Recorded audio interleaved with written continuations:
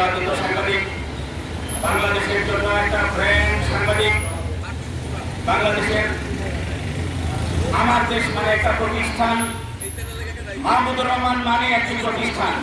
সেই মজলুম সাংবাদিকের বিরুদ্ধে বিগত স্বৈরাচার ফ্যাসিস্টের দূষর, যিনি লক্ষ কোটি টাকা পাচার করেও এই বর্তমান সময়ে আমার দেশ পত্রিকার মজলুম সাংবাদিকের বিরুদ্ধে মামলা করার সাহস পেয়েছেন সেই ফ্যাসিস্টের দূষর মেঘনা গ্রুপের চেয়ারম্যান জনাব মোস্তফা কামালের দৃষ্টতাপূর্ণ এই সাহসিকতার বিরুদ্ধে গাজীপুরের আমার দেশ পাঠক মেলার উদ্যোগে আয়োজিত আজকের এই মানববন্ধনে সম্মানিত সভাপতি, পাঠক মেলার সম্মানিত আহ্বায়ক, পেশাজীবী নেতা, ক্যাব গাজীপুর জেলার সম্মানিত সভাপতি জনাব আলী আকবর ফলান উপস্থিত আছেন, গাজীপুর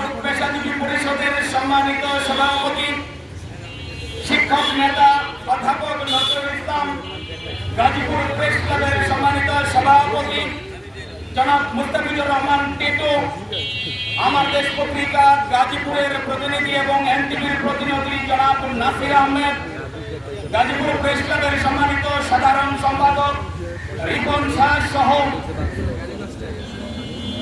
সাংবাদিক ইউনিয়ন গাজীপুরের সম্মানিত সভাপতি সাংবাদিক দেলোয়ার হোসেন, সাংবাদিক বাবুল সহ অন্যান্য পেশাজীবী সংগঠনের যারা উপস্থিত হয়েছেন আজকের এই মানববন্ধনে, সবাইকে আমি মুক্ত সংবাদ পত্রিকার বার্তা সম্পাদক হিসেবে শুভেচ্ছা ও অভিনন্দন জানাচ্ছি।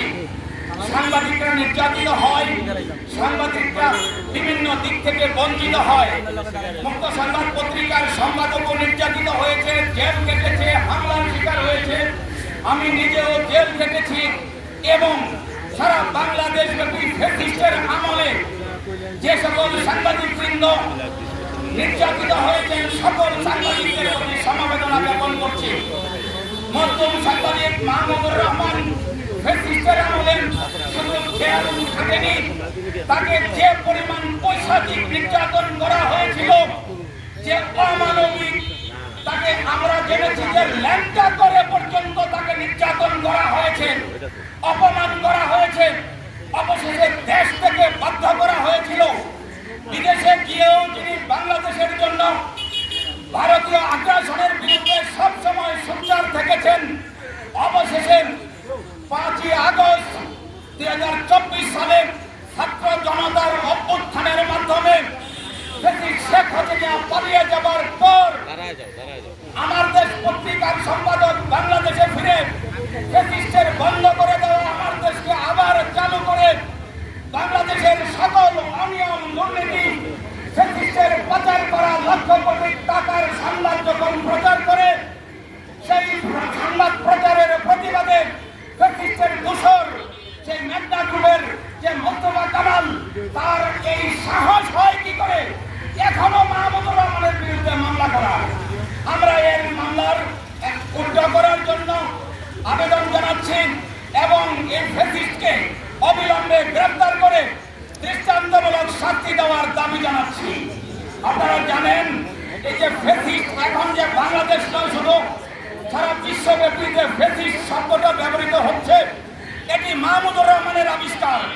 মাহমুদুর রহমান এই ফ্যাসিস্ট শব্দটা দিয়ে বাংলাদেশের মানুষকে ফ্যাসিস্ট কি জিনিস এটা বুঝিয়ে দিয়েছেন। সেই মাহমুদুর রহমানের বিরুদ্ধে আজকে মামলা, এটা সহ্য করা যায় না, বরদাস্ত করা যায় না। আমরা এক তীব্র প্রতিবাদ জানিয়ে আমি আমার সংক্ষিপ্ত বক্তব্য এখানেই শেষ করছি। আসসালামু আলাইকুম ওয়া রাহমাতুল্লাহ।